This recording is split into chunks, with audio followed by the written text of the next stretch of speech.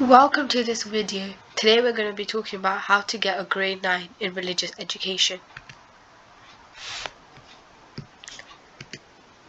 So my very first tip would be to use the PO and PERC structure to answer questions. For example, for a 4 marker, you should have 2 paragraphs, each paragraph having a point and an explanation. And for a 5 marker, you should have 1 paragraph with a point and explanation and another paragraph that also includes evidence. And for the 12 to 15 markers, you should have point, explanation, irrelevant evidence, criticism. So in essence, you're evaluating your point and you should be able to link it back to the question.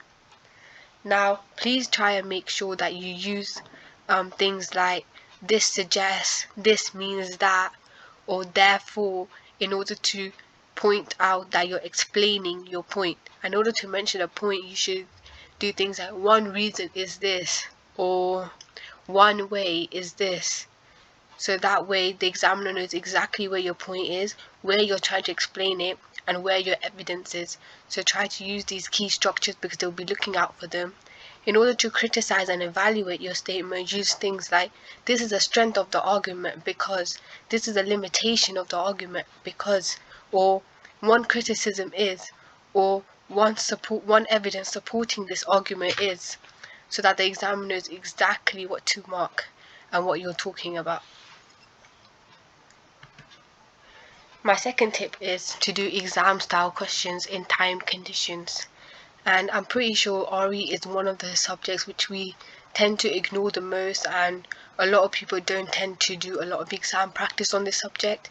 But trust me, that's essential, especially when it comes to your 4 markers and 5 markers, because I did Excel for RE and we had a total of 4 12 markers and 15 markers, and the rest of the paper was just filled with 4 and 5 markers. But if you're able to get really good at those 4 and 5 markers, you're able to get 50% of the paper. Or likewise, if you're able to get really good at doing the 12 markers under good time conditions, you're still able to get 50% of the paper, which is quite a high percentage. So you can choose to either fully reinforce your 12 markers or fully reinforce your 4 or 5 markers minimum.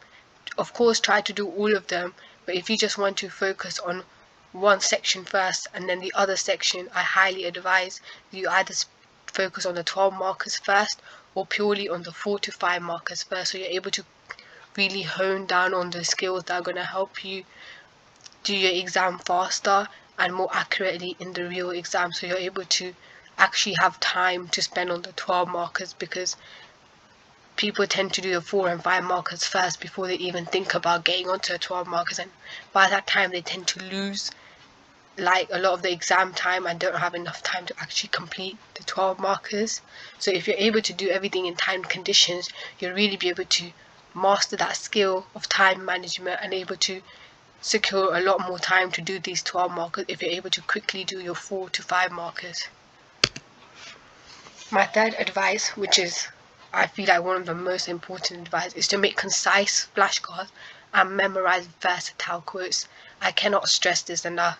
The one thing that helped me get a grade 9 in RE was the fact that I tried to memorize quotes that link to all the subjects required and all the subjects that could potentially come up in my test. So quotes such as "you shall not murder" or "God made humans in his own image" are such versatile quotes that they can link to a lot of different topics taught in RE. So I would suggest making flashcards on every single subtopic and listing all the necessary quotes that you should be able to learn for that topic, and then go back and highlight all the quotes that are popping up a lot of times in a lot of your subtopics and try to memorize those quotes, because those are the ones you can use for a variety of different topics, and it also minimizes the amount you have to revise.